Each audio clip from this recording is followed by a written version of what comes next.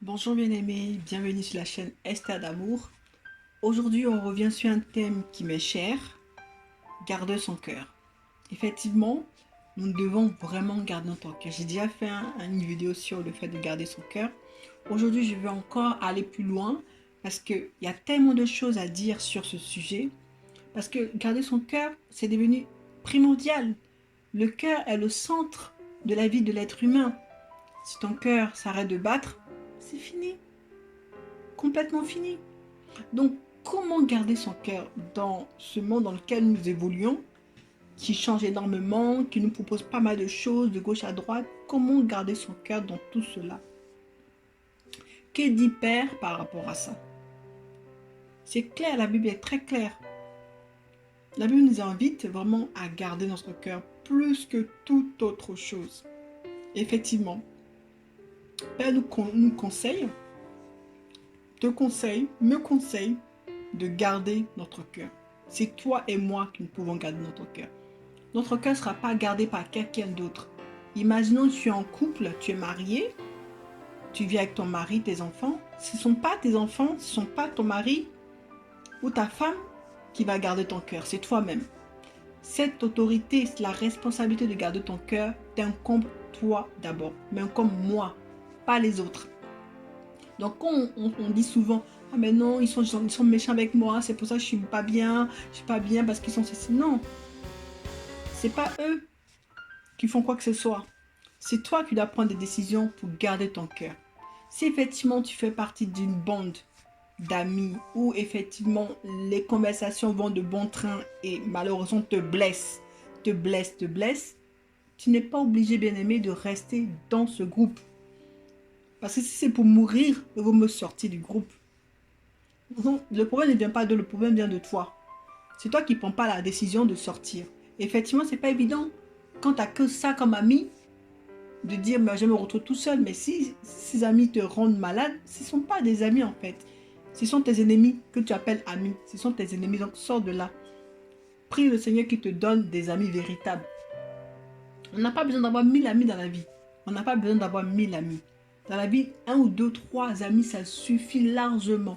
De véritables amis, je parle de véritables amis. Tu n'en as pas besoin de beaucoup.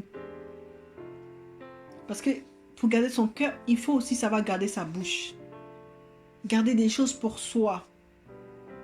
Oui, les choses qui se passent dans ta maison pour toi.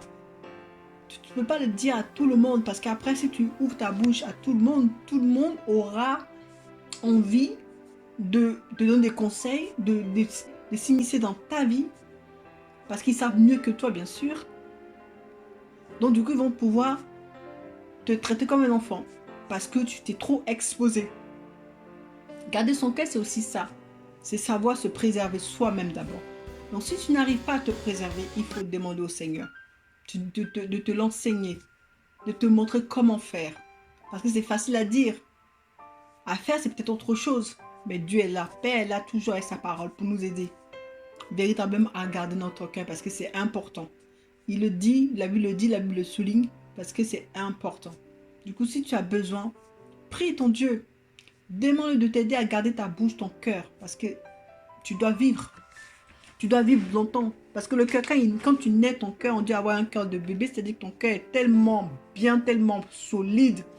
Mais au fur et à mesure de la vie, ton cœur prend des coups, il prend des coups, il prend des coups. Donc, il a du mal après à tenir. Donc, vraiment, bien aimé, ne te laisse pas abattre par rapport aux gens qui sont autour de toi. Fais-toi, choisis tes amis. Trie. C'est vrai que c'est difficile ce que j'entends dire, c'est difficile, je sais. Mais c'est important. Tu dois trier tes amis. Ces gens qui t'aident pas à avancer dans la vie.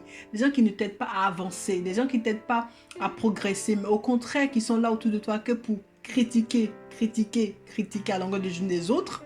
Alors que même leur vie n'est pas arrivée quelque part.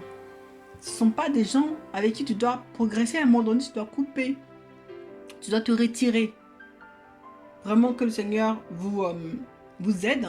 Je prie vraiment pour que le Seigneur vous apporte sa sagesse, vous aide véritablement à faire les bons choix dans votre vie, pour préserver votre cœur, pour ne pas donner votre cœur à n'importe qui, à n'importe quel ami qui va penser qu'il a le monopole sur votre vie et il va commencer à vous donner des conseils n'importe comment et vous allez vous mettre dans une situation difficile.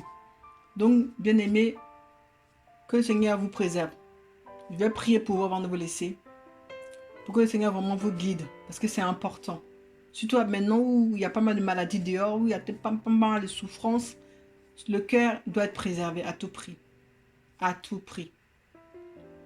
Oh Père, je te bénis, je te rends grâce pour mon frère et ma soeur qui m'écoutent.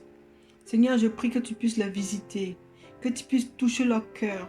Que tu puisses faire ruisseler ta vie, ton eau, ta source d'eau fraîche, rosée, qui puisse couler dans leurs veines, Seigneur mon Dieu.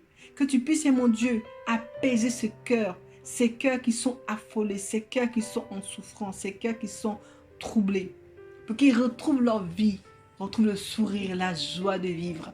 Oh oui, qu'ils puissent, après coup, partager cette joie autour d'eux et non l'animosité et non la colère et non la tristesse, mais qu'ils partagent véritablement la joie, parce que tu nous as appelés à la joie, tu nous as appelés à être ivres de bonheur, ivres de joie, pas ivres de peine ou de douleur ou de souffrance, Seigneur mon Dieu.